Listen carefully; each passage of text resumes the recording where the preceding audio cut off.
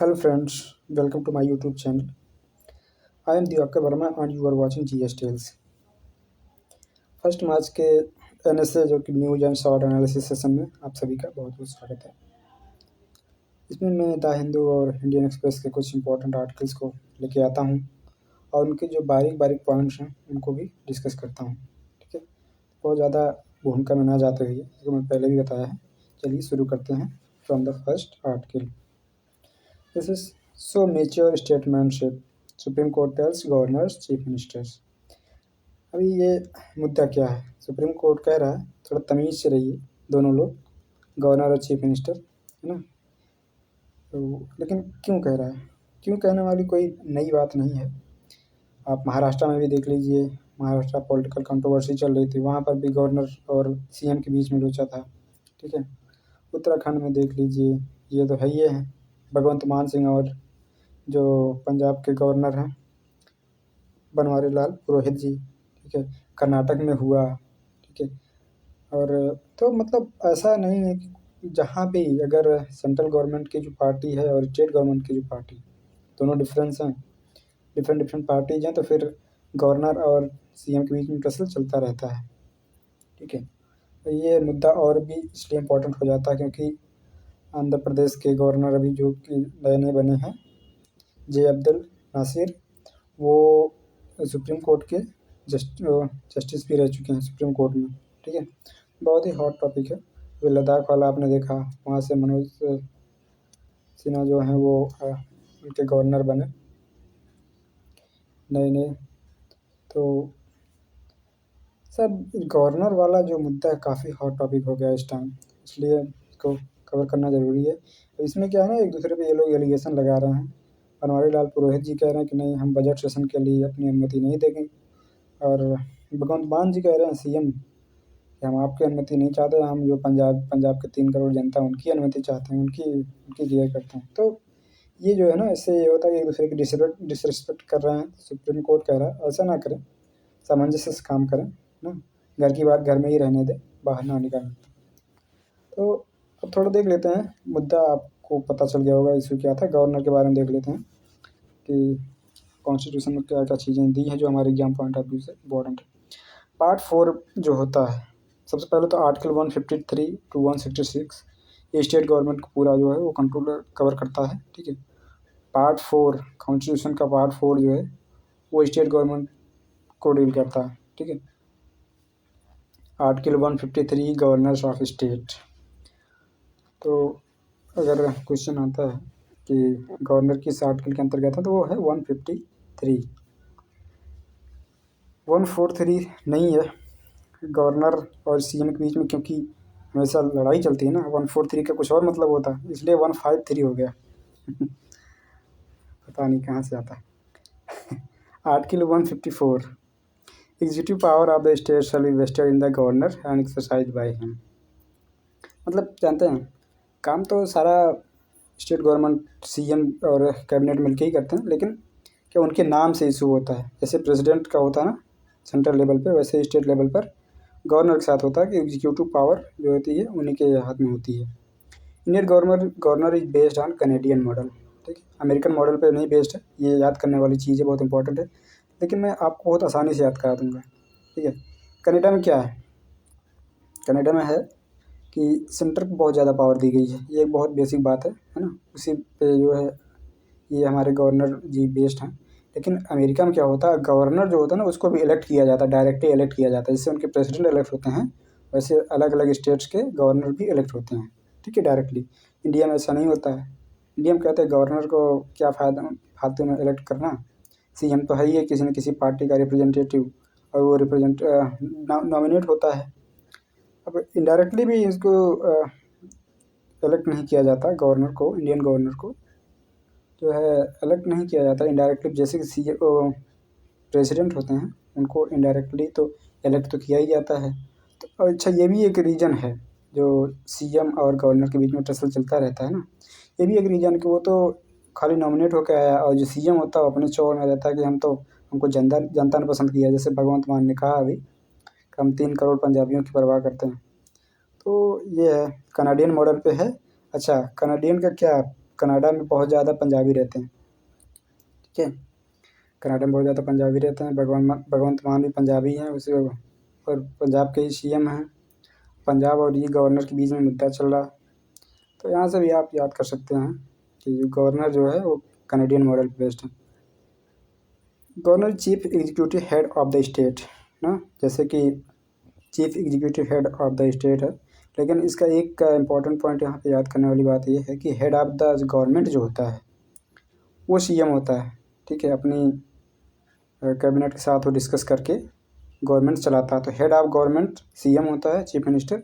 Head of the state जो होते हैं वो गवर्नर होते हैं। फॉर्मली उन्हीं के नाम से जो है सारे डिसीजन पास होते हैं। Acts as an agent of central government, central government के एजेंट के रूप में काम करता है गवर्नर, लेकिन उनके अंडर में नहीं होता या उनके सबऑर्डिनेट नहीं होता, सेंट्रल गवर्नमेंट के सबऑर्डिनेट नहीं होता। उसका एक एजेंट, उसका एक प्रतिनिधि के रूप में काम करता है, ये जानना है। Is appointed by president, president के द्वारा अपॉइंटमेंट होता है। अपॉइंटेड फॉर 5 ईयर्स, 5 साल के लिए चुने जाते हैं। आगे भी उनका कार्यकाल बढ़ सकता है, अगर कोई दूसरा गवर्नर स्टेट में नहीं चुना गया हो तो गवर्नर से खाली ना रहे स्टेट, इसलिए उनका कार्यकाल आगे भी बढ़ सकता है, ठीक है, जब तक कि दूसरा ना चुना जाए। सीएम एंड अदर मिनिस्टर के अपॉइंट करते हैं, ओथ दिलाते हैं, कुल मिला के ना, शपथ पत्र दिलाते हैं। Appoints the advocate general of state, 165 article 165 के अंतर्गत आते हैं एडवोकेट जनरल ऑफ स्टेट, उनका अपॉइंटमेंट करते हैं। स्टेट इलेक्शन कमिश्नर करते हैं, state PSC members and chairman, इन सब का जो अपॉइंटमेंट होता है वो जनरल ये गवर्नर ही करता है। गवर्नर के पास क्या क्या राइट्स होते हैं, जैसे कहा जाता है ना कि गवर्नर जो हो गया प्रेसिडेंट के लगभग समानुपात ही रहता है। प्रेसिडेंट सेंट्रल लेवल पे काम करते हैं और गवर्नर जो है वो स्टेट लेवल पे काम करते हैं, लेकिन कुछ डिफरेंस है। जैसे कि प्रेसिडेंट और गवर्नर दोनों के पास एग्जीक्यूटिव पावर है, लेजिस्लेटिव पावर है। एग्जीक्यूटिव मतलब कुछ काम हो रहा, सरकार कर रही है ना, उसको पारित कर देना। लेजिस्लेटिव का मतलब कोई नियम कानून जैसे संसद में या लेजिस्लेटिव असेंबली में, स्टेट के केस में विधानसभा में पारित होती है, तो उसका जो फाइनल मुहर लगता है वो लेजिस्लेटिव हो गया, ठीक है। फाइनेंशियल एंड जुडिशियल पावर्स मोर और लेस एनालॉगस प्रेसिडेंट के समान ही है, लेकिन प्रेसिडेंट के पास अलग क्या क्या है, डिप्लोमेटिक पावर, मिलिट्री और इमरजेंसी पावर्स लाइक प्रेसिडेंट। वो ऐसा नहीं होता उसके पास, गवर्नर के पास, ठीक है। डिप्लोमेटिक मतलब क्या है, अब सुनते होंगे कि प्रेसिडेंट फला जगह गए, वहाँ पे जो है देश मिले, ऐसे देश मिले, वो जो है उनकी वो डिप्लोमेटिक पावर है। गवर्नर ऐसा नहीं करते, गवर्नर अपने स्टेट तक सीमित रहते हैं। मिलिट्री के लिए हो गया, मिलिट्री का सुप्रीम कमांडर प्रेसिडेंट ही होता है ना। और तमाम जो चीज़ें, डेथ पेनल्टी हो गया, चाहे कोर्ट मार्शल्स हो या मिलिट्री से कोई एक्शन हो, उन सबको वो कंट्रोल कर सकते हैं, माफ़ कर सकते हैं, कम कर सकते हैं। गवर्नर के पास ऐसे कोई अधिकार नहीं है। इमरजेंसी कौन लागू कर सकता है, वो प्रेसिडेंट लागू कर सकते हैं, गवर्नर नहीं कर सकते ऐसा, ठीक है। ये डिफरेंस है, लेकिन ये बहुत ही इंपॉर्टेंट टॉपिक है, ठीक है, आपके मेंस के पॉइंट ऑफ व्यू से और प्रीलिम्स में भी। एमसीक्यू में ऐसा पूछा जाता है, कोई भी एग्जाम हो, गवर्नर या प्रेसिडेंट, इनके बिना कोई एग्जाम कंप्लीट ही नहीं होता। पॉलिटी का सेक्शन गवर्नर के या प्रेसिडेंट के क्वेश्चन से जरूर रहेगा, ठीक है। फिलहाल मेंस का देखते हैं। मेंस पे भी तमाम सवाल पूछे गए हैं। 2022 में पूछा गया, discuss the essential conditions for exercise of the legislative powers by the governor. कौन कौन से कंडीशन है उनको लेजिस्लेटिव पावर अपना एक्सरसाइज करने के लिए, यूज करने के लिए। तो discuss the legality of free promulgation of ordinances, क्या होता है कि वो लोग कानून पास कर देते हैं जब जो विधानसभा असेंबली में नहीं होती है, तो ये ऐसे केसेस में कानून पास करके काम चला, तो वो ऑर्डिनेंस होता है, ठीक है। अब कभी कभी इसका क्या होता है कि अब जैसे गवर्नर उसका एजेंट है सेंट्रल गवर्नमेंट का, तो ऑर्डिनेंस के थ्रू सेंट्रल गवर्नमेंट की बातें ज़्यादा मानी जाती हैं, तो इससे क्या है, टसल और बढ़ता है स्टेट और उसमें, ठीक है। हालांकि उस ऑर्डिनेंस को लेजिस्लेटिव असेंबली में रखना भी होता है, लेकिन ऑर्डिनेंस का जो मेन एजेंडा होगा, जो मुख्य बातें होंगी, वो जरूर सेंट्रल गवर्नमेंट से इफेक्टेड रहती हैं। फिर the Supreme Court judgement July 2018 can settle the political tussle between the lieutenant governor and elected government of Delhi. ये हो गया, हम तो काम करना चाहते हैं जी, हमको काम नहीं करने दिया जाता है जी, ठीक है। अपने केजरीवाल जी, वो उनके बीच में, लेफ्टिनेंट गवर्नर के बीच में काम एकदम चलता ही रहता है, टसल अक्सर आए दिन देखा जाता है, ठीक है। तो ये है सवाल है, एक सवाल इधर भी है, तमाम क्वेश्चंस हैं, आप इसको अटेम्प्ट करें, ठीक है। ऐसे कहने का ये मतलब है कि बहुत ही इंपॉर्टेंट टॉपिक है। Now moving on to the next article, international codes and climate change. Sensitive, काफ़ी सेंसिटिव टॉपिक है, ठीक है। ये आईसीजे क्या होता है? इंटरनेशनल कोड ऑफ जस्टिस, जो कि peace palace the Hague of Netherland में स्थित है, ठीक है। इसके बारे में भी है। और वनुआतू, जो एक की बहुत ही छुटकू सा आइलैंड कंट्री है, जिसका कि अस्तित्व खतरे में है global warming and green house gases की वजह से, ठीक है। क्लाइमेट चेंज की वजह से उसका अस्तित्व खतरे में पूरे उसके देश का। तो इसकी वजह से उसने क्या किया, 16 लोगों को और साथ मिला के एक गैंग बनाया, ग्रुप बनाया, और पहुंच गया इंटरनेशनल कोर्ट ऑफ जस्टिस के पास। दुआई सरकार की हमारे लिए कुछ किया जाए, हमारे लिए कुछ जो है राहत पहुंचाई जाए। आईसीजे ने पूछा, क्या बात है, किस बात की फरियाद लेके आए हो? इंटरनेशनल कोर्ट ऑफ जस्टिस ने पूछा। तो वनुआतू एंड अदर ग्रुप्स ने क्या कहा पता है? उन्होंने कहा, सर हम लोग छोटकू से देश हैं, हम लोग कितना ही ग्रीन हाउस गैस इमिट कर लेंगे, लेकिन लोचा ये है कि झेलना हमें पड़ता है, करे कोई भरे कोई, ठीक है। वही बात हो गई। तो अब ये है, छोटे छोटे देश है, आइलैंड कंट्रीज़ हैं, बहुत ग्लोबल जो सी लेवल राइज हो रहा है ग्लोबल वार्मिंग की वजह से, उसका सबसे ज़्यादा खामियाजा इन्हीं लोगों को भुगतना पड़ रहा है। तो यही मेन मुद्दा है, ठीक है। इंटरनेशनल कोर्ट के पास गए हैं, क्या कर सकता है वो बेचारा, वो भी है। क्लाइमेट चेंज के बारे में जमाने से COP27 हो रहा, 26 हो रहा, 28 हो रहा, तमाम चीज़ें हो रही हैं। 1.5 डिग्री सेंटीग्रेड तक हमको लिमिट करने की मतलब सलाह दी जाती है, लोग उस पर साइन भी करते हैं, लेकिन फिर वही ढाक के 3 पात, कोई सुनता नहीं, कोई कुछ रोकता नहीं है। अभी क्या है, जो डेवलप कंट्रीज़ हैं, आपके अमेरिका हो गया, US एंड ये UK वगैरह, ये लोग कहते हैं, इधर चाइना को देखिए जी, चाइना हो गया, भारत हो गया, इंडिया हो गया, ब्राज़ील हो गया, ये जो थोड़े अभी अंडर डेवलपिंग कंट्रीज़ हैं, यही लोग सबसे ज़्यादा उत्सर्जन कर रहे हैं, वही लोग ज़्यादा GHG इमिट कर रहे हैं। तो इन लोगों को समझाया जाए, इन लोगों को बोला जाए कि भैया कम करो, रोको। लेकिन क्या है, ठीक है, अपने जयशंकर जी एकदम फ्रंट फुट पे खेल रहे हैं आजकल, है ना। तुरंत एकदम वही लहजे में जवाब देते हैं कि तुम करो तो रासलीला, हम करें तो करेक्टर ढीला। ये वाली चीज़ हो गई। पहले तुम खूब ज़्यादा इमिट कर लिए, खूब सारा अपना डेवलपमेंट कर लिए, अब जो है आप कह रहे हो कि हम लोग बंद कर दें। पहले आप जो है एकदम से कंप्लीट रोक लगाइए अपने पे, हम लोग अपने लेवल पे काम कर ही रहे हैं, ठीक है। इस पर भी मैंने आर्टिकल डिस्कस किया है प्रीवियस वीडियोज़ में, आप उसे देख सकते हैं, एकदम मुद्दा क्लियर हो जाएगा, ओके। तो मैंने ये चीज़ बताई थी, इंटरनेशनल कोर्ट ऑफ जस्टिस में गए, लेकिन एक चीज़ इसमें जो थोड़ा देखने वाली बात है कि एडवाइजरी की बात ही है, एडवाइस की बात है कि इंटरनेशनल कोर्ट ऑफ जस्टिस कुछ सलाह मशविरा ही करे। वैसे भी कोई सुनने वाला तो है नहीं, वर्ल्ड ऑर्डर तो कोई फॉलो करता नहीं है। चाइना को अभी आपको पता होगा 2013 में फिलीपींस गया था ICJ के पास, गया तो था चाइना के खिलाफ मुकदमा लेके कि सर हमारी फरियाद सुनिए, 9 डैश लाइन पे पूरा कंट्रोल कर ले रहे हैं, साउथ चाइना सी पे चाइना पूरा कंट्रोल कर ले रहा है, हमारे एरिया को भी कंट्रोल कर ले रहा है, नहीं सुन रहा।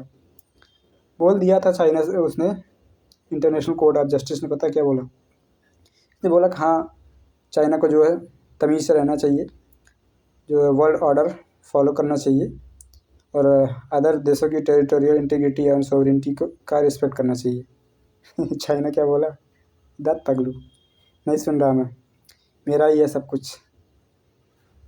इस मूवी में है कौन सा, एक कहता है क्या तेरा क्या मेरा, जो आज तेरा है वो कल मेरा है, परसों भी मेरा ही रहेगा। चाइना वही कह रहा है, जो कल जिसका था, जो था वो है, अब सब कुछ मेरा है, किसी का सुनने वाला नहीं है। अभी फिलीपींस के एक शिप के ऊपर उसने लेज़र लाइट से हमला किया था, जिसमें कि उसके जो क्रू मेंबर थे, नौसैनिक थे, वो सब कुछ देर के लिए अंधे हो गए थे, ठीक है। तो ये सब है, ज़बरदस्ती वाला काम हो रहा है, लेकिन इससे झेल कौन रहे हैं, ये गरीब देश, छोटे देश जो आइलैंड कंट्रीज हैं, वही ज़्यादा झेल रहे हैं, ठीक है। We are not turning, we are fighting. बेचारे ये देखिए वनुआतू वाले ही हैं, अपना अपना बैनर लेके लड़ाई लड़ रहे हैं, लेकिन बहुत सेंसिटिव मुद्दा है, इसको सच में उनका अस्तित्व खतरे में आ गया है। अभी आप देखेंगे मैं बहुत अच्छी जो है इमेजेस लेके आया हूँ, उससे आपको ज़्यादा समझ में आएगा कि क्या चीज़ है। तो पहले इसका मैप पे लोकेशन देख लेते हैं। ऑस्ट्रेलिया के ऊपर साउथ पैसिफिक ओशियन में पापुआ न्यू गिनिया के राइट साइड में है, ठीक है, पोर्ट ब्लेयर। डोंट वरी, अभी और डिटेल में आपको दिखेगा। यहाँ पे देखिए, ठीक है, ये है वनुआतू। बहुत बनौतू सा कंट्री है बेचारा, लेकिन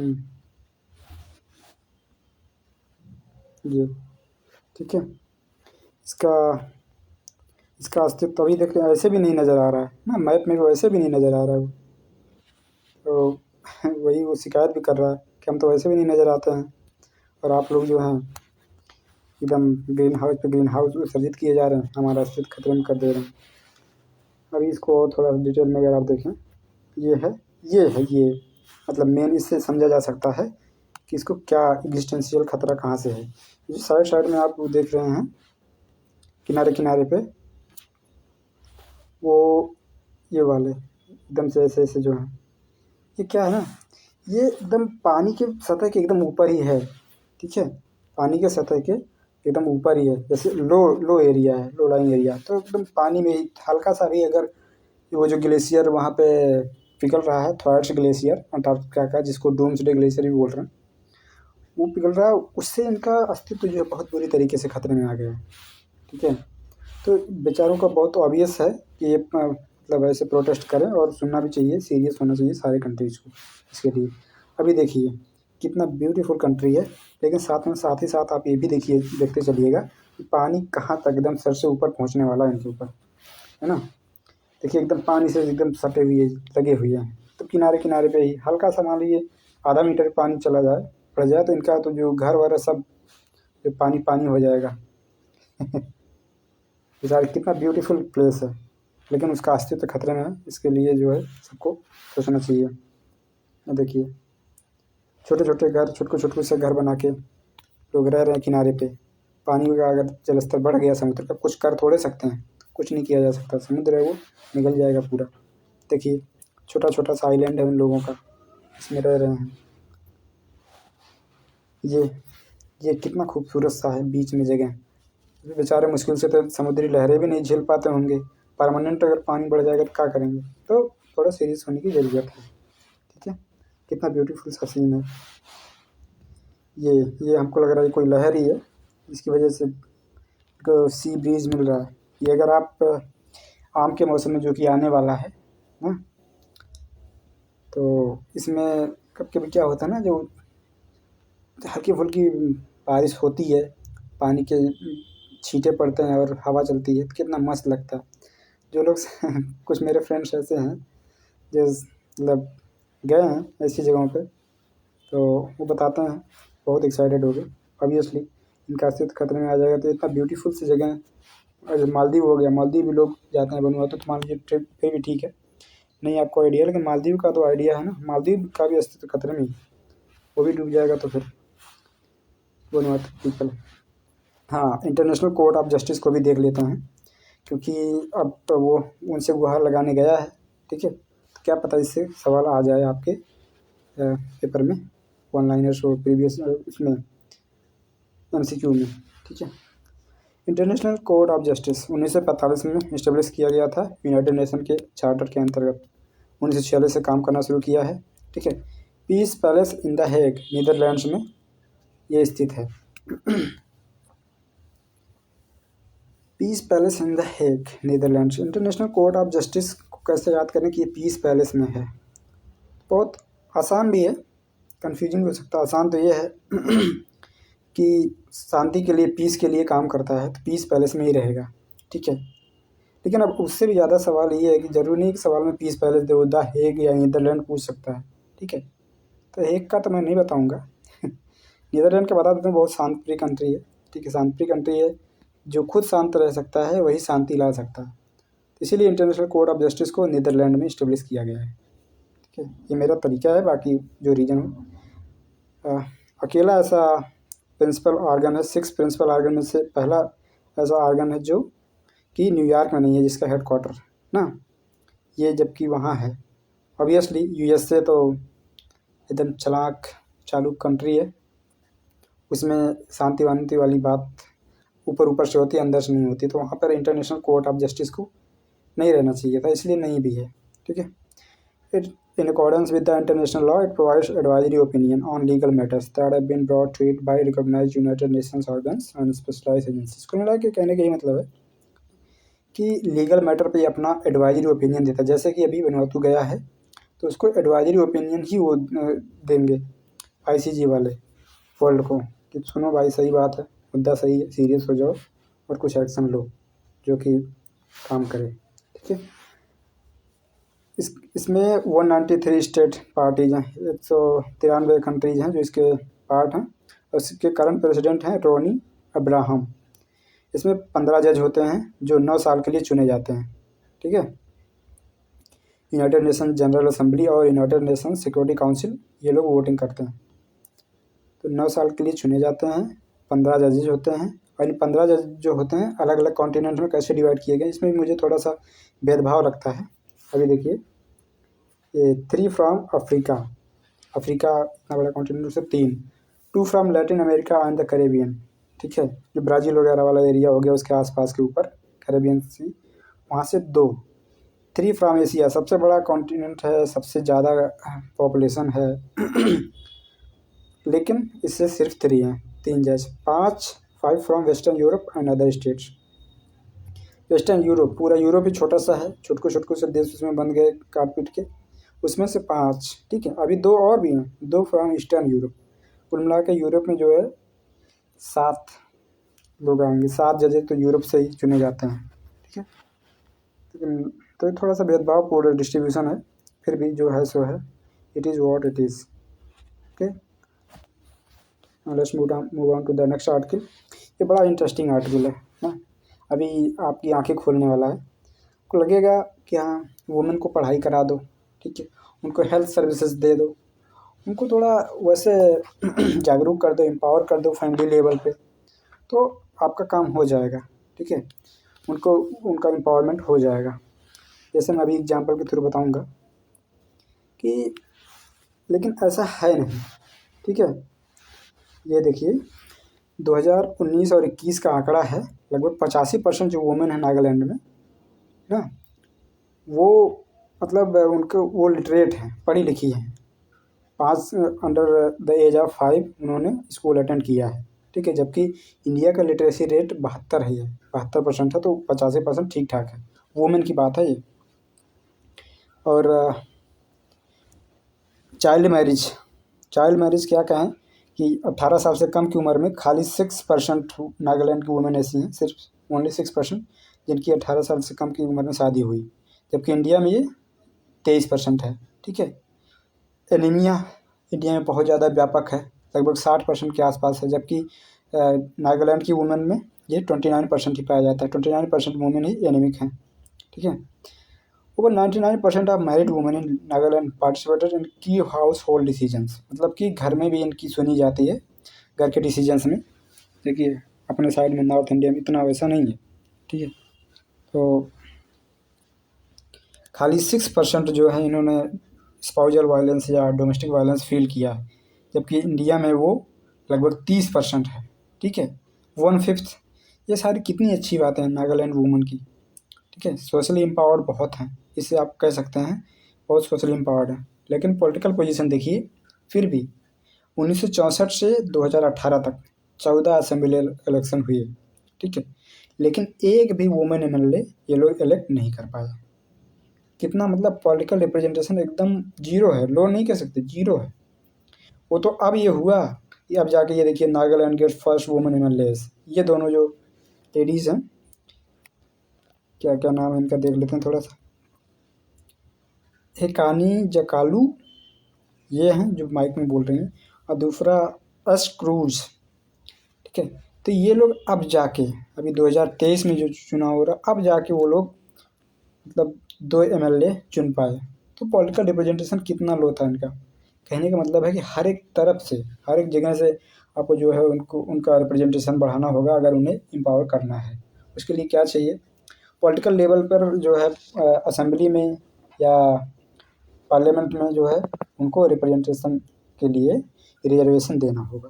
ठीक है, रिजर्वेशन अगर नहीं दिया जाए, जैसे कि आप पंचायती राज इंस्टीट्यूशंस में देखते हैं, म्यूनिसपालिटी में देखते हैं, वहाँ पर वुमेंस जो है हेड चुनी जाती हैं ग्राम सभा की, म्यूनिसपालिटी की, मेयर वगैरह भी हो जाती हैं। उसका रीज़न ये है कि उनको रिजर्वेशन दिया गया है।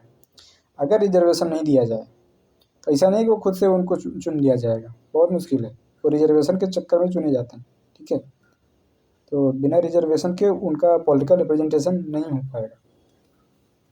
कहने को तो ये है कि हाँ, अनइक्वल ट्रीट किया जाता है, इक्वलिटी लानी चाहिए, जेंडर इक्वलिटी होनी चाहिए, लेकिन जेंडर इक्वलिटी के लिए और जो भी चीज़ें हैं, जेंडर इक्वलिटी को एक्चुअली रियलाइज़ करने के लिए पहले उन्हें इक्वल पोजीशन पे तो लेके आइए। उनका पोजीशन जो है बहुत पीछे है, वो पॉलिटिकल रिप्रेजेंटेशन उनका है ही नहीं।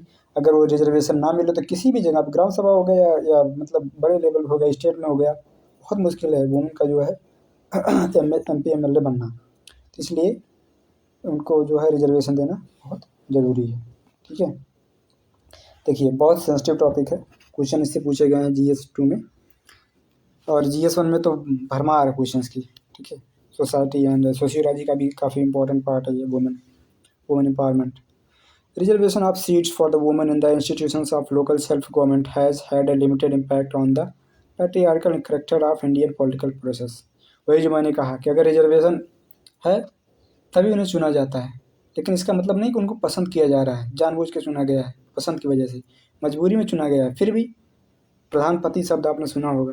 ठीक है, प्रधानपति मतलब कि उनकी जो वाइफ है तो वो प्रधान, लेकिन काम सारा प्रधान जी, उनके पति जी हैं, वो करते हैं। ये इस क्वेश्चन का क्रक्स यही है। ठीक है, दो women in post independent India have excelled in various fields, the social attitude towards women and feminist movements has been patriarchal.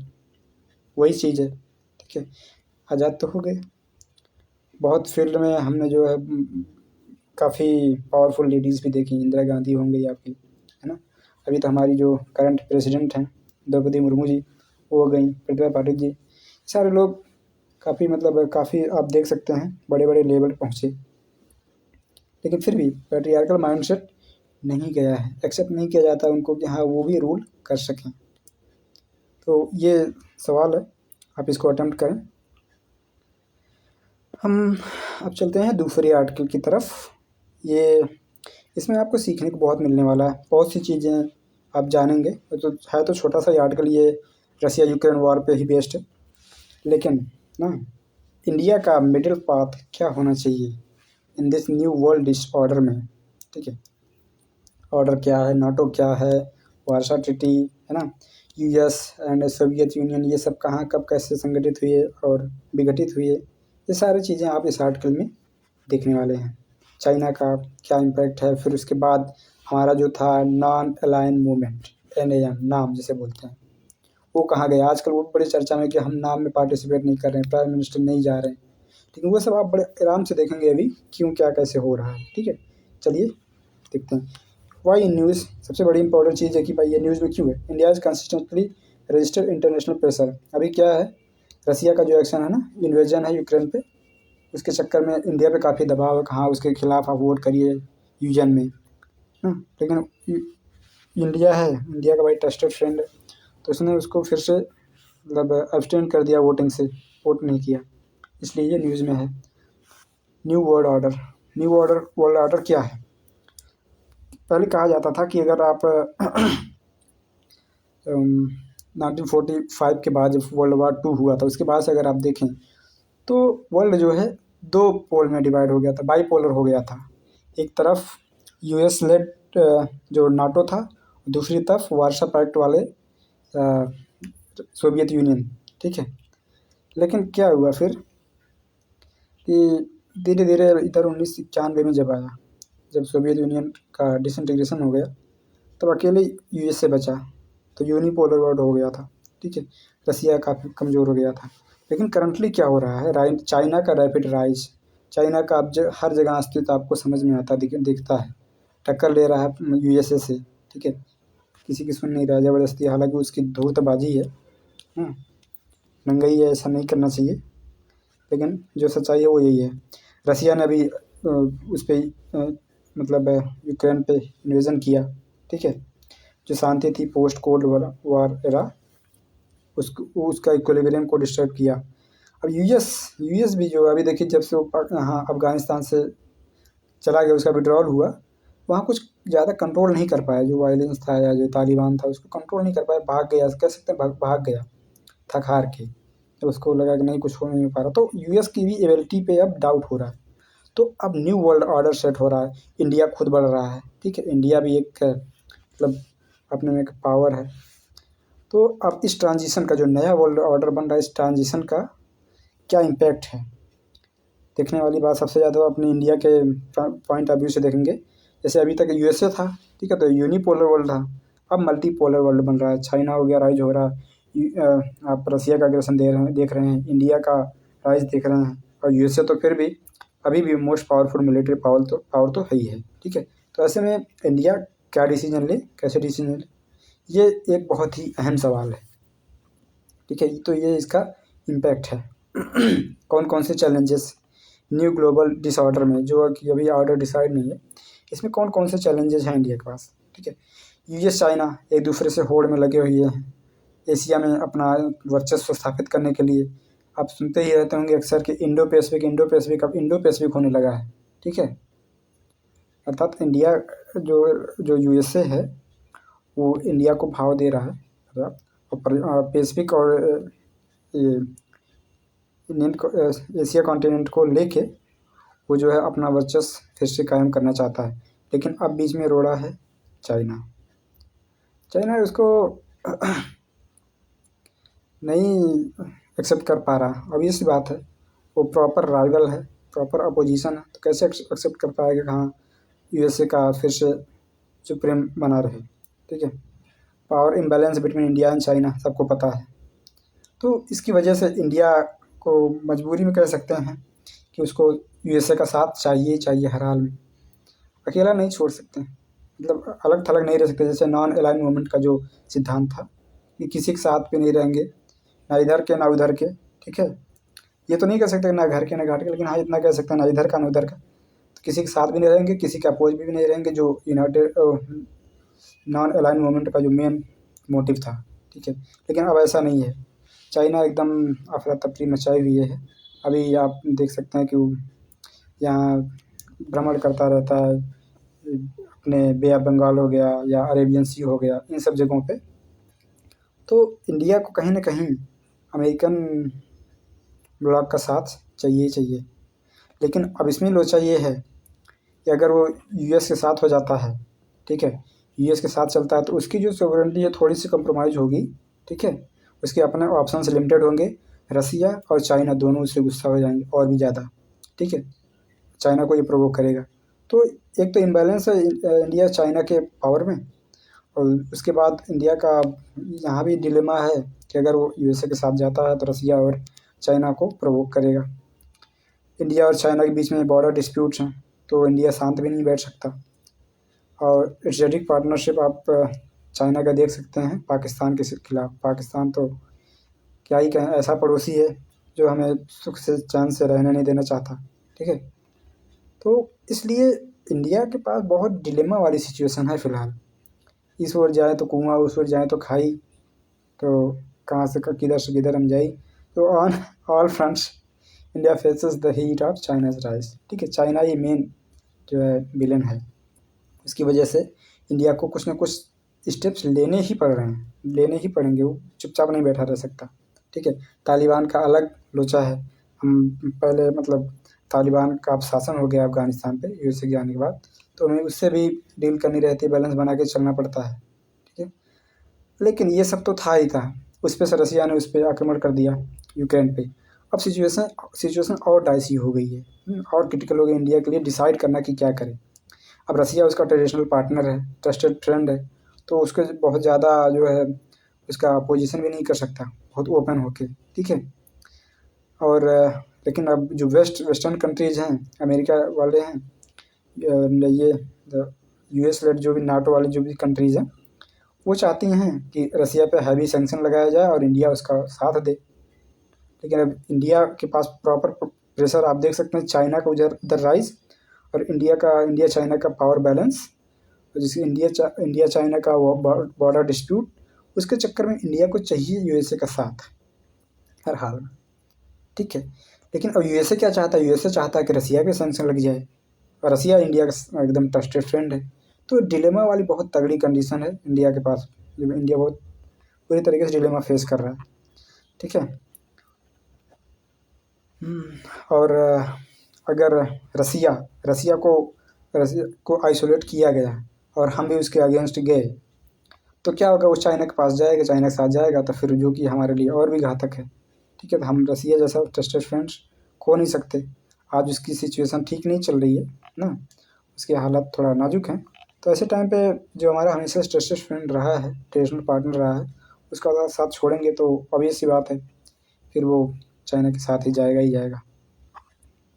तो ये सिचुएशन थी, ठीक है। ये मतलब डिलेमा थे इंडिया की कि इंडिया कौन से वर्ल्ड ऑर्डर को फॉलो करे जो कि खुद डिसऑर्डर है इस समय।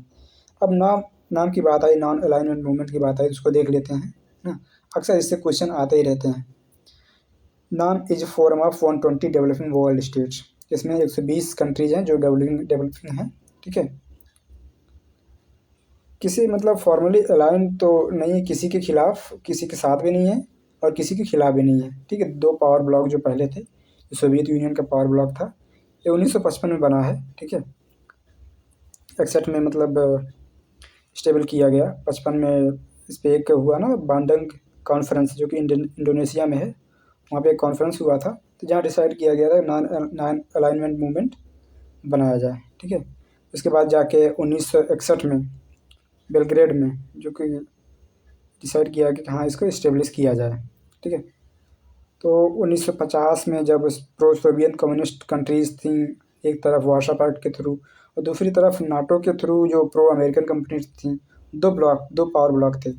तो नॉन अलाइनमेंट मूवमेंट वाले, जिसमें कि इंडिया भी था, है भी, वो बहुत ही एक्टिव पार्ट था नेहरू जी के टाइम पे। तो उसने ये डिसाइड किया कि हम नए निकले, हम किसी के पक्ष में और किसी के विपक्ष में नहीं जाएंगे, अपना अपना देखेंगे, ठीक है। ये है main principle non alignment movement का। अच्छा, ये यूएन के बाद, यूनाइटेड नेशन के बाद दूसरा सबसे लार्जेस्ट ग्रुप है, जिसमें 120 कंट्रीज हैं, ठीक है। तो 1961 में बेलग्रेड यूगोस्लेविया में ये इस्टेब्लिश हुआ, एंड बांडंग कॉन्फ्रेंस इंडोनेशिया में 1955 में, जहाँ पर डिसाइड किया गया, ठीक है, ऐसा कुछ किया जाता है। तो मैं इसलिए ये 3 नाम खास तौर पे ले रहा हूँ। इंडिया का तो था ही भाई। इंडिया 1953 में जो वी.के. मेनन साहब थे, उन्होंने नॉन अलाइंड जो वर्ड था सबसे पहले यूज़ किया था। यूएन के एक किसी कॉन्फ्रेंस में वो स्पीच दे रहे थे, वी.के. मेनन, तो उन्होंने सबसे पहले नॉन अलाइंड वर्ड यूज़ किया 1953 में। फिर 1954 में कोलंबो में जवाहरलाल नेहरू कहीं कुछ स्पीच वगैरह दे रहे थे, तो वहाँ पर जो है नॉन अलाइन मूवमेंट की बात उन्होंने कही, वहाँ पे सुझाई, नॉन अलाइन जो शब्द था उन्होंने इस्तेमाल किया, ठीक है। फिर जाके 1955 में नॉन अलाइन मूवमेंट पे ये कॉन्फ्रेंस हुआ, बांडुंग कॉन्फ्रेंस, जो कि इंडोनेशिया में है, ठीक है। इंडिया हो गया, इंडोनेशिया हो गया, और फाइनली इस्टेब्लिश कहाँ किया गया, बेलग्रेड, जो कि यूगोस्लेविया में है, ठीक है। तीनों में EIA है। अब बात ये है कि 2 कंट्रीज और 5 कंट्रीज थी जो इस्टेब्लिश करने में शुरू में इसके पार्ट थे, ठीक है। इंडिया हो गया, इंडोनेशिया हो गया, यूगोस्लेविया हो गया, ये तो याद हो गया, ठीक है। लेकिन इजिप्ट का क्या करें,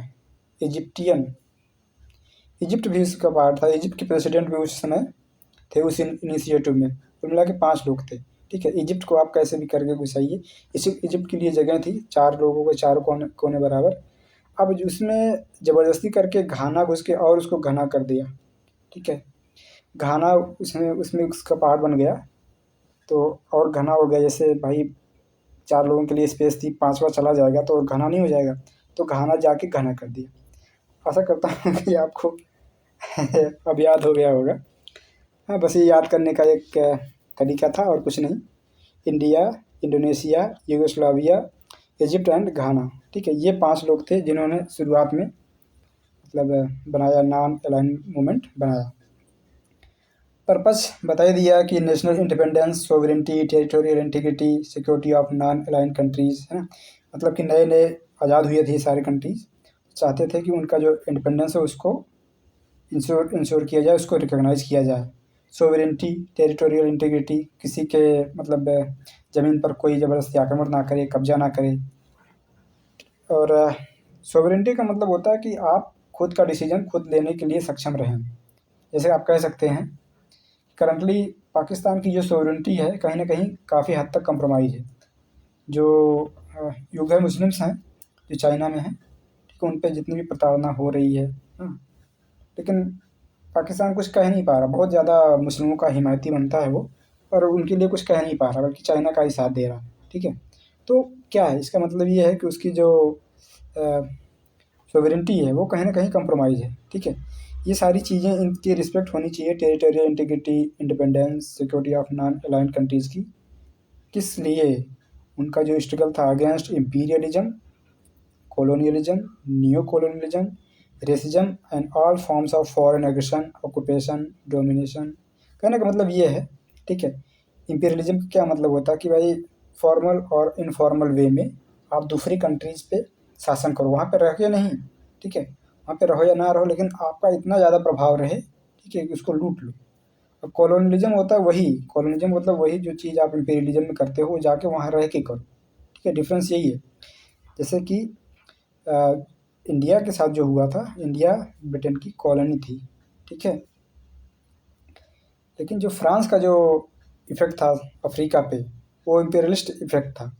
ठीक है, यूएस का जो इफ़ेक्ट है सब जगह सारी जगहों पे कंट्रोल करता है, क्या रहता थोड़ा ना यूएस, लेकिन उसका जो इम्पेरियलिस्ट इफ़ेक्ट है कि उसकी सब सुनते हैं, उसकी सब मानते हैं, उसके अगेंस्ट कोई नहीं जाता। ठीक है, कॉलोनियलिज्म का मतलब हो गया वहाँ पे जाइए, रहिए, और वहाँ की जो है मतलब पॉलिसी भी पूरा प्रभावित कर दीजिए, कॉलोनी बना लीजिए। नियो कॉलोनियलिज्म मतलब होता है कि अब करंटली जो हो रहा है हाल फिलहाल में, जैसे चाइना का आप देखते हैं कि जिबूती में अपना वो डिफेंस वो बना लिया, अड्डा बना लिया है। ठीक है, तो और भी ये जो अफ्रीका की कंट्रीज़ हैं बहुत ही ज़्यादा बुरी तरीके से प्रभावित हैं। तो श्रीलंका हो गया, ठीक है, श्रीलंका में उसका पोर्ट 99 साल के लिए उसने लीज पे ले लिया है। तो ये सारी चीज़ें हैं, वो इसके नियो कॉलोनिज्म के अंतर्गत ही आएंगे। रेसिज्म आप जानते ही हैं, ब्लैक लाइव्स मैटर्स, है ना, और गोरे काले का भेद वाला, ये सारी चीज़ें इनके खिलाफ ये नॉन अलाइनमेंट मूवमेंट लाया गया था कि हम जो है इन सब चीज़ों को सपोर्ट नहीं करेंगे, हमारी इंटीग्रिटी, सोवरेनिटी, इंडिपेंडेंस, सिक्योरिटी, ये सब इंश्योर रहना चाहिए। ठीक है, प्रिंसिपल्स ऑफ नाम, ये मैंने बता ही दिया कि 1954 में जब कोलंबो में स्पीच दिया था नेहरू जी ने, तो वहाँ पर उन्होंने एक पंचशील सिद्धांत बताया था। उस पंचशील सिद्धांत के बेस पे ही नाम के जो प्रिंसिपल्स हैं वो आधारित हैं। अभी आप देखिए, respect for fundamental human rights, ठीक है, फंडामेंटल मानवाधिकार and purpose and principles of charter of United nation के साथ जो उसके भी जो नियम कानून हैं वो अच्छे ही बने हैं।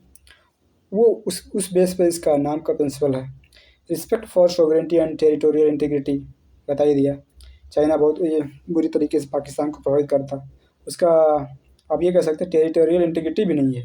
सोवरेनिटी तो वैसे भी कंप्रोमाइज़ है, क्योंकि पीओके का जो भी पार्ट उसने जो उसको दिया है वहाँ पे, या और भी अपने यहाँ से चाइना पाकिस्तान इकोनॉमिक कॉरिडोर जो जा रहा है, तो कितना कंप्रोमाइज़ हो रहा है उसके में।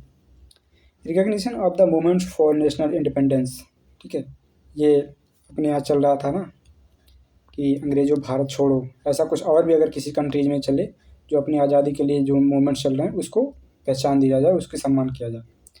Equality for all races and equality of all nations, छोटा बड़ा जो भी हो, जितने भी कंट्रीज हैं सबको बराबर समझा जाए ना, गोरा काला कोई भी हो, सबको बराबर समझा जाए।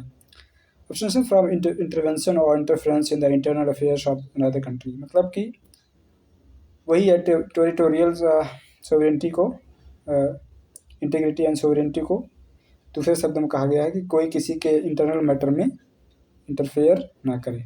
ठीक है, आगे respect for the right of each nation to defend its singly और कलेक्टिवली, वो तो उस नेशन का मतलब डिसीजन होना चाहिए कि अपने आप को किस तरीके से वो डिफेंड करना चाहती है, उसका सम्मान होना चाहिए।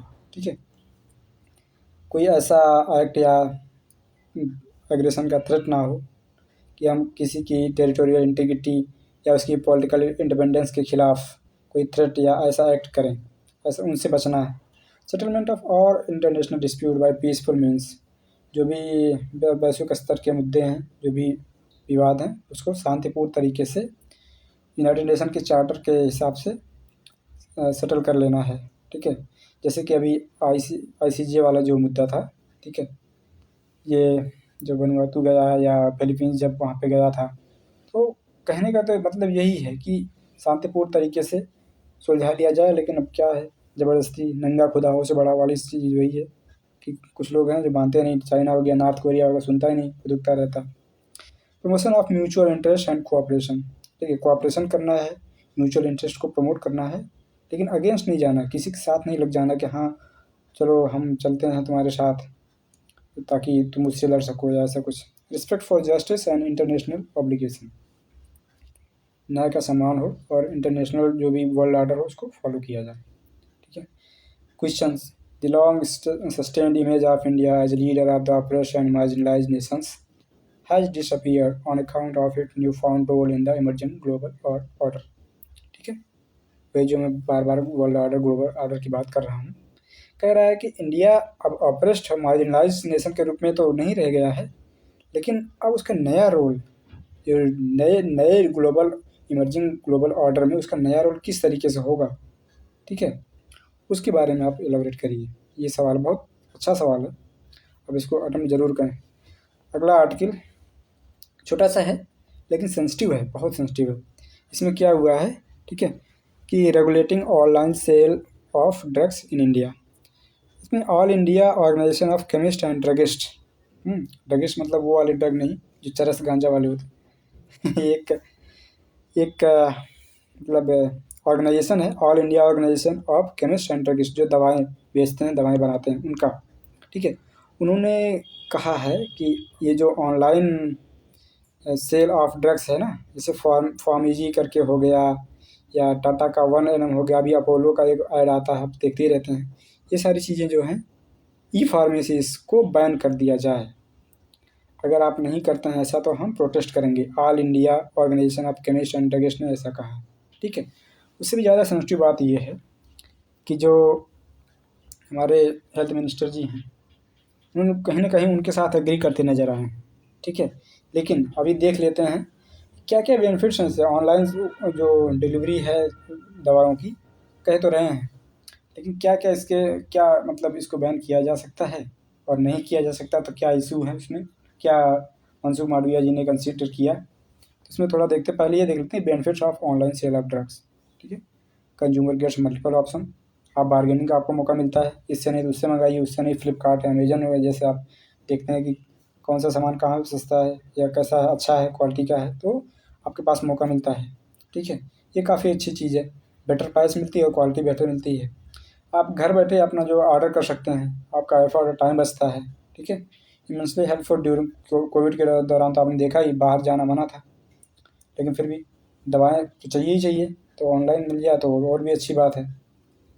और किसी के केस में, ऐसे केस में जहाँ पर लोग नहीं हैं ना, बूढ़ा बूढ़ी दो अपने हैं और जो है उनका जो लड़का लड़की हैं वो बाहर पढ़ रहे हैं या कहीं जाके अपना अब्रॉड सेटल हो गए हैं किसी भी कारण से, अगर मान लीजिए अकेले हैं और जाने में अक्षम हैं, तो फिर उनके लिए तो बहुत ही वरदान साबित हो गया, एक हेल्पिंग हैंड हो गया, एक फैमिली मेम्बर की तरह हो गया।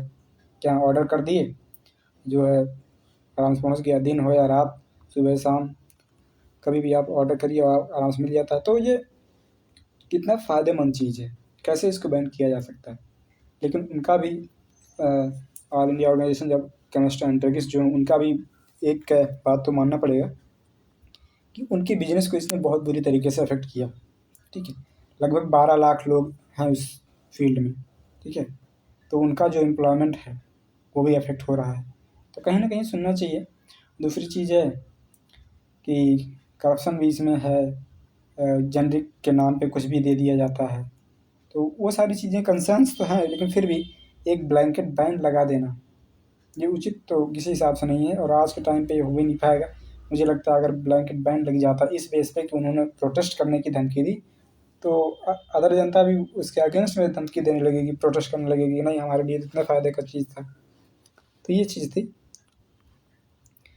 अगली जो आर्टिकल है थोड़ा साइंस और टेक से संबंधित है और हेल्थ का इशू भी है इसमें और ये भी एक बहुत ही सेंसिटिव मुद्दा है, सीरियस मुद्दा है, क्योंकि क्या है ना, आप कुछ भी, आप कहीं भी परेशानी आपको हो, कहीं भी कुछ समस्या होगी, आपको कैंसर हो गया ना, आपको सर दर्द है, आपको कैंसर ना हो जाए, आपको पेट में कुछ समस्या, आपको कहीं स्टमक कैंसर ना हो जाए। कैंसर का इतना ज़्यादा हुआ है, इतना ज़्यादा कैंसर हो रहा है सब जगह, तो हो तो रहा है वो ठीक है, उसका ट्रीटमेंट पे कौन बात करेगा, है ना। और ट्रीटमेंट करें तो क्या, कैसे करें। वो 1 से 1.2 करोड़ के आसपास उसका जो अभी कुछ कुछ सालों पहले उसका चार्ज लगता था।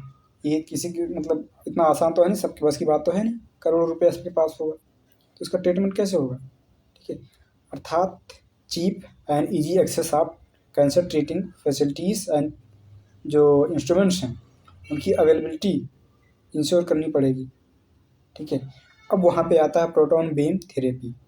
ये क्या है, out of reach for many with cancer. ये यही है, क्योंकि इतना महंगा आता है, 550 करोड़ का एक जो है सेटअप होता है, एक प्रोटॉन बीम थेरेपी का जो सेटअप लगता है वो 550 करोड़ के आसपास का होता है। तो इतना पैसा कहाँ से आएगा, कौन लेके आएगा, कहाँ प्राइवेट हॉस्पिटल भी इतनी आसानी से उसको सेट नहीं कर पाएंगे, ठीक है। लेकिन लगाना क्यों ज़रूरी है, लगाना इसलिए ज़रूरी है क्योंकि ये इफ़ेक्टिव बहुत है।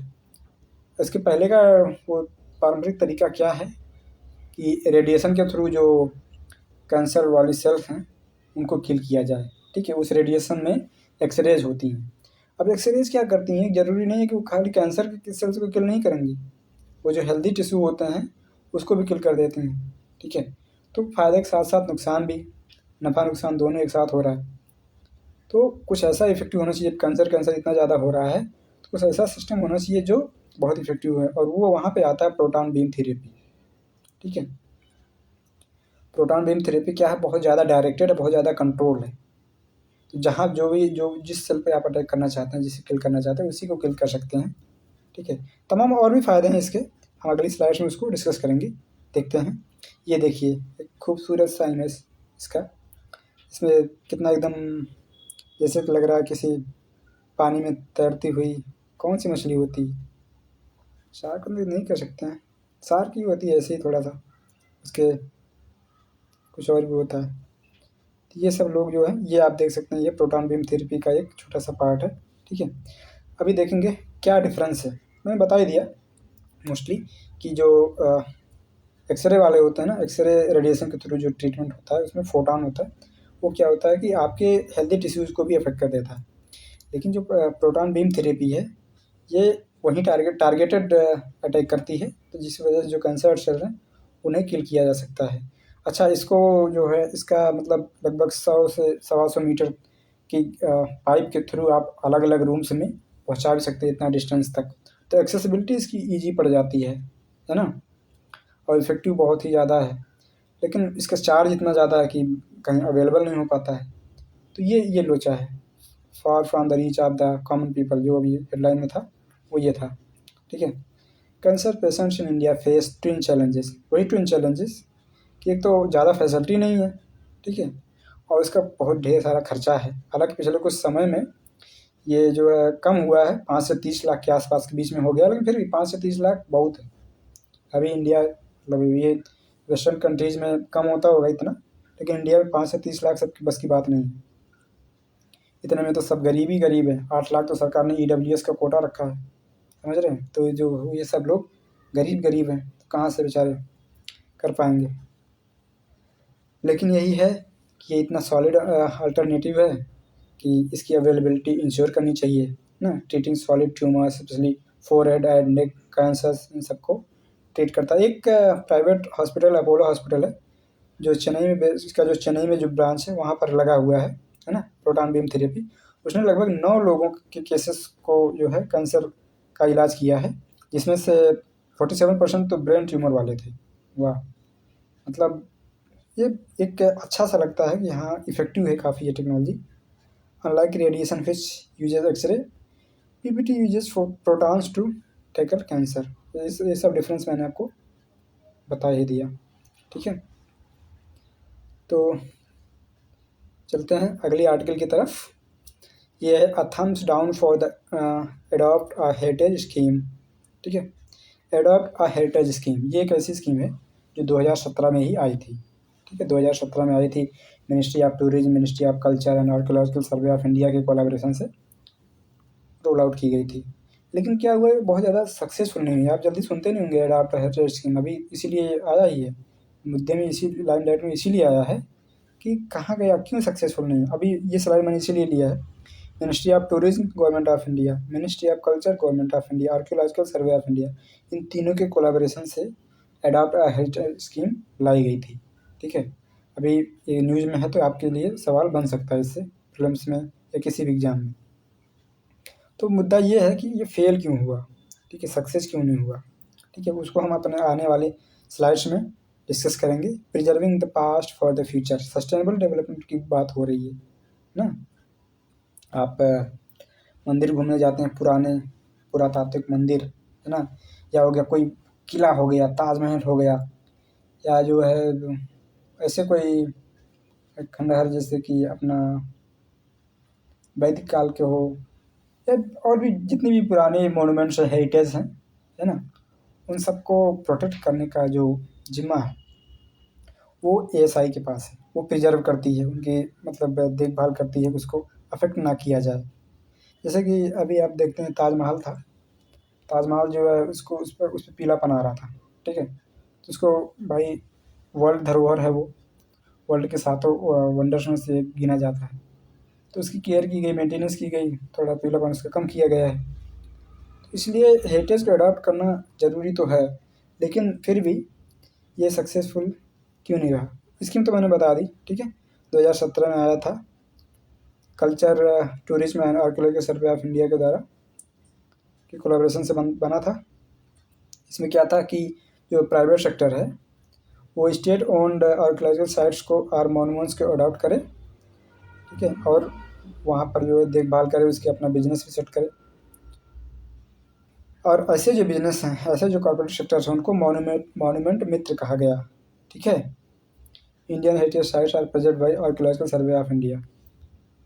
ये देखिए कौन कौन पहचानता, ये तो सवाल नहीं है, कौन कौन गया है ये ज़रूर सवाल हो सकता है, हालांकि अब मोस्टली सभी पहुंच चुके हैं। ठीक है, तो अब इशू देख लेते हैं कि क्यों फेल हुआ या क्यों सक्सेस नहीं हो पा रहा। ठीक है, इशू ये है कि इसमें जो कंपनीज हैं वो इंटरेस्ट इसलिए नहीं ले पा रही हैं क्योंकि विजिटर्स ज़्यादा नहीं हैं। ठीक है, विजिटर्स ज़्यादा नहीं, फुटफॉल उतना नहीं होता है, तो उनका जो प्रॉफिट, ऑब्वियसली बात है, प्राइवेट कंपनी जो प्रॉफिट मार्जिन ही देखती हैं, अपना प्रॉफिट बेस्ड पे ही काम करती हैं, तो उनको प्रॉफिट नज़र नहीं आ रहा, इसलिए वहाँ पर अपना हेरिटेज सेटअप में उसको एडॉप्ट नहीं कर रही हैं।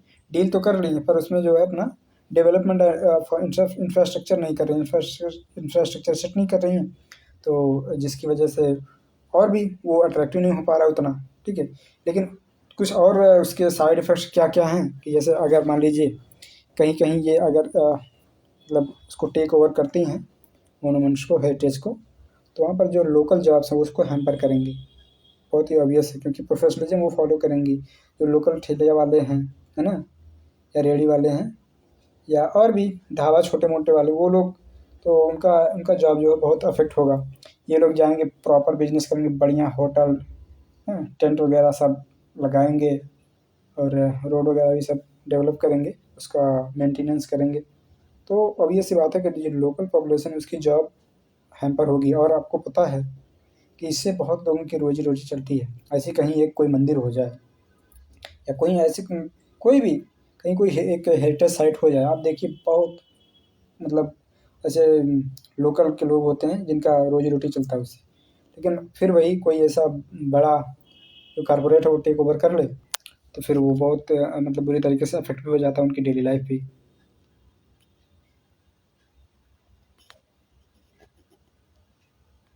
तो ये भी एक इशू है। उसके साथ ये है कि वहाँ के जो रिसोर्सेज हैं, जब प्राइवेट कंपनी उसको हायर करती हैं तो ओवर एक्सप्लॉयटेशन करते हैं। उनको तो प्रॉफिट ही चाहिए ना, अपने को क्या, अपने को तो बस प्रॉफिट चाहिए। तो जो ओरिजिनलिटी होती है वो खो जाती है। अब ओरिजिनल चीज़ देखने के लिए ही आपको मतलब एडवेंचरस प्लेसेस पे आप जाते हैं। ऐसा नहीं कि जाएँ तो जो चीज़ मोबाइल में आप बैठे-बैठे मोबाइल से देख रहे हैं वही वहाँ भी फ़ील हो तो मज़ा नहीं आएगा। तो ओवर एक्सप्लॉइटेशन भी जो है एक बड़ा इश्यू है इसमें। कंपनीज़ क्या करती हैं, कंपनीज़ का एक होता है कॉर्पोरेट सोशल रिस्पॉन्सिबिलिटी सीएसआर, जो उनकी प्रॉफ़िट का 2% होता है, ठीक है? उसको जो है सोसाइटी के डेवलपमेंट के लिए खर्च करना होता है। अब वो क्या इसमें अलाउ भी है, जो मॉन्यूमेंट मित्र हैं, वो हेरिटेज को अडॉप्ट करेंगी तो वहाँ पर अपना बिज़नेस डेवलप करने के लिए जो वो सीएसआर उसमें काउंट होगा उनका, तो अलाउ भी है। अब क्या होगा कि वो अपना बिज़नेस सेट करने के लिए यहाँ पर लगा देती हैं, तो जो हेरिटेज के प्रोटेक्शन का जो इंटरेस्ट है, वो कहीं न कहीं कॉम्प्रोमाइज़ हो जाता है। स्टेटस वाला मैंने बता ही दिया। अच्छा, एक्सपर्ट ओपिनियन फ्रॉम एसआई भी की कमी भी है। SI archaeological survey of India का एक्सपर्ट ओपिनियन भी तो वहाँ उनको नहीं अवेलेबल हो पा रहा है, जिसकी वजह से ये सारे इशू हैं। तो एडॉप्ट हेरिटेज साइट जो स्कीम आई थी 2017 में, वो सक्सेसफुल नहीं रही। तो इन सारे इश्यूज़ को रिज़ॉल्व करने की ज़रूरत है और नए तरीके से इसको आगे बढ़ने की ज़रूरत है, ठीक है? क्या-क्या फ़ायदे हैं, क्या-क्या नुकसान है, ये अभी मैंने पिछले वीडियो में कवर किया था। बहुत इम्पोर्टेंट फैक्टर होता है टूरिज़्म का, ठीक है? Around 6.8% of the Indian GDP is covered by tourism sector. लगभग 4 करोड़ के आसपास तो ये जॉब देते हैं। इंडिया की जो लगभग 8% एम्प्लॉयमेंट है वो टूरिज़्म सेक्टर से आता है। तो बहुत ही मतलब इम्पोर्टेंट सेक्टर है। इससे आपके देश का नाम होता है, मॉन्यूमेंट्स का नाम होता है ना, नई पहचान मिलती है और इकोनॉमी को कितना ज़्यादा फ़ायदा होता है। और आपका जो क्या बोलते हैं उसको, कल्चरल इंटरमिक्सिंग, अलग-अलग लोग आते हैं अलग-अलग देश से, दुनिया जहान से, तो आपको उनको जानने को मिलता है, उन्हें आपको जानने को मिलता है। तो सब तमाम फ़ायदे हैं। और समस्याएँ भी यही है कि इंफ्रास्ट्रक्चर डेवलपमेंट नहीं हुआ है, क्लीनलीनेस नहीं है, हाइजीन नहीं है ना? ये सारी समस्याएँ, एक्सपर्ट लोग अवेलेबल नहीं रहते हैं, टूर गाइड नहीं मिल पाता है समय से, या होटल वगैरह अगर जहाँ नहीं है, ये सारी कुछ समस्याएँ हैं। लेकिन एडॉप्ट हेरिटेज की जो इशू थी वो यहाँ पे ये स्पेसिफिकली मेंशन किए गए हैं, ठीक है? आई होप कि आपको सब अच्छा लगा होगा, समझ में आ गया होगा ये इशू। एंड फिर वही कि थैंक यू मैं कर देता हूँ। लाइक शेयर एंड सब्सक्राइब आप लोग कर लीजिए, ओके? प्रयास अच्छा लग रहा हो और आपको समझ में आ रहा हो, मिल रहा हो, काफ़ी चीज़ें काम की आपके मेंस या प्रीलिम्स के पॉइंट ऑफ व्यू से या अदर एग्जाम्स के पॉइंट ऑफ व्यू से भी, तो ज़रूर अप्रिशिएट करें, लाइक शेयर एंड कमेंट करें, ठीक है? और सब्सक्राइब भी। मिलते हैं नेक्स्ट वीडियो में, तब तक के लिए जय हिंद।